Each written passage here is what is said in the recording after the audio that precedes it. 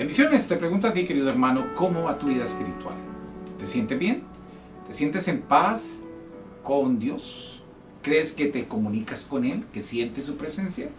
Bueno, es importante, mis queridos hermanos, que nos purifiquemos, que siempre estemos atentos a las cosas de Dios, que sigamos adelante los mandatos que nos dice el Señor. El Evangelio de hoy es tomado de San Marcos, capítulo 5, del 1 al 20, y nos dice esta bendita palabra. En aquel tiempo, después de atravesar el lago de Genesaret, Jesús y sus discípulos llegaron a la otra orilla, a la región de los Gerasenos. Apenas desembarcó Jesús, vino corriendo desde el cementerio un hombre poseído por un espíritu inmundo, que vivía en los sepulcros. Ya ni con cadenas podían sujetarlo. A veces habían intentado sujetarlo con argollas y cadenas para dominarlo. Se pasaba días y noches en los sepulcros o en el monte, gritando y golpeándose con piedras. Cuando aquel hombre vio de lejos a Jesús, se echó a correr. Vino a postrarse ante él y gritó a voz en cuello: ¿Qué quieres tú conmigo, Jesús, Hijo de Dios Altísimo? Te ruego por Dios que no me atormentes. Digo esto porque Jesús le había mandado al espíritu inmundo que saliera de aquel hombre. Entonces le preguntó Jesús: ¿Cómo te llamas? Le respondió: Me llamo Legión, porque somos muchos.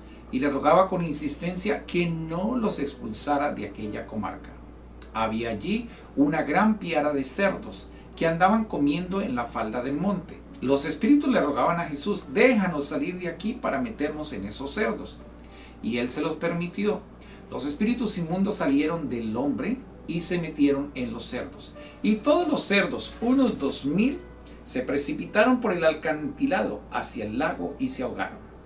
Los que cuidaban los cerdos salieron huyendo y contaron lo sucedido en el pueblo y en el campo. La gente fue a ver lo que había pasado.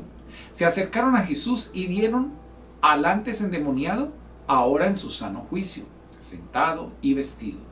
Entonces tuvieron miedo, y los que habían visto todo les contaron lo que había ocurrido al endemoniado y lo de los cerdos. Ellos comenzaron a rogarle a Jesús que se marchara de su comarca.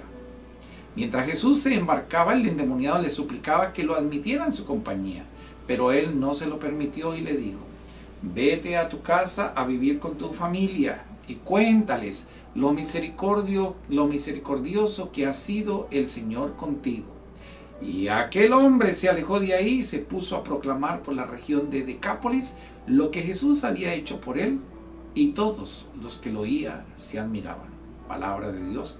Bueno, San Marcos en el capítulo 5, en los grandes segmentos que vemos ahora, algo impresionante, mis hermanos. Imagínense cómo sería esto de fuerte para aquella gente cuando conocía a aquel hombre que estaba endemoniado. Dice que ni siquiera con cadenas podían sostenerlo porque era tan fuerte.